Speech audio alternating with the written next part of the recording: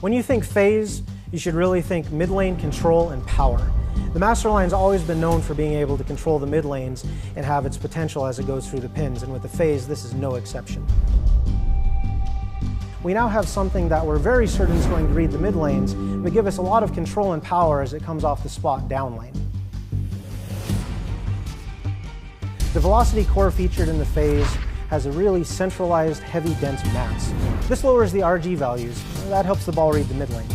Then when we take it and we started cutting away the contours on the side, that created elongation, and it's differential to the ball. Finally, when we matched it with a heavy weighted slug, that brings its differential up to the 50s. We now have a ball that we're quite confident will meet the mid lane very, very well. That, with a very smooth and continuous motion on the dry, gives us a ball that is controlled, a reaction that you can read and depend upon. So to demonstrate how this ball rolls, we have Chad that's going to throw some shots for us. With his higher rev rate, we should be able to see how well this controls the mid lane and how smooth of a reaction you can expect off of the bat.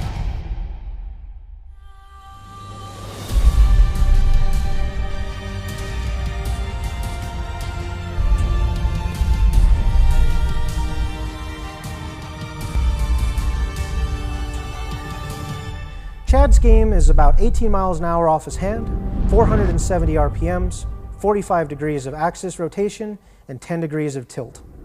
We put Chad on a 38-foot sport-compliant pattern. We opted to use a pin-down layout at 5.5 by 5 by 4.5. So this particular layout with Chad's game really exemplifies how clean this ball reads the pattern and how smooth the motion is and how continuous it is through the pins. The versatility of the Coverstock is evident. No matter how we finished it, we still saw the same strong mid lane with that smooth motion off the back. This is the type of Coverstock that you can have faith in no matter what surface prep you decide to go with.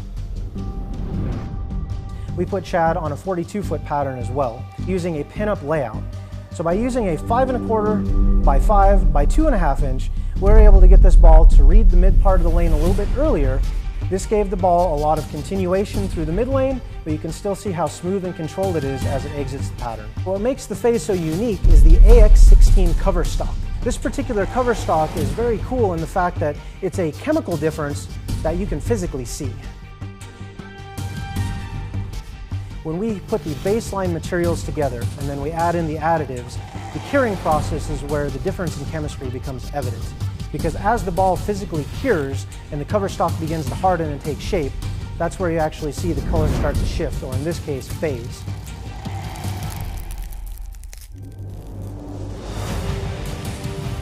So when we started developing this Coverstock, this color shifting and phasing really led us into the next evolution of Coverstock technology. So to demonstrate, we'll take a baseline polyol, very clear, very clean, and we'll pour it on top of our additive. Now in order to get this to activate, we have to heat it up in order for it to catalyze. So by adding some heat to it, you can start seeing the dispersion into the polyols, and that's what really starts this baseline chemistry reaction. So with the additives that we chose and the polyol, the phasing and it's apparent. And that's how this ball really gained its name. The velocity weight block, low RG, high differential, mid-lane potential, continuation on the back. The AX16 Coverstock, a brand new polyol with brand new additives. Combine the two together and you can expect a difference that you can visibly see. It looks different because it is different.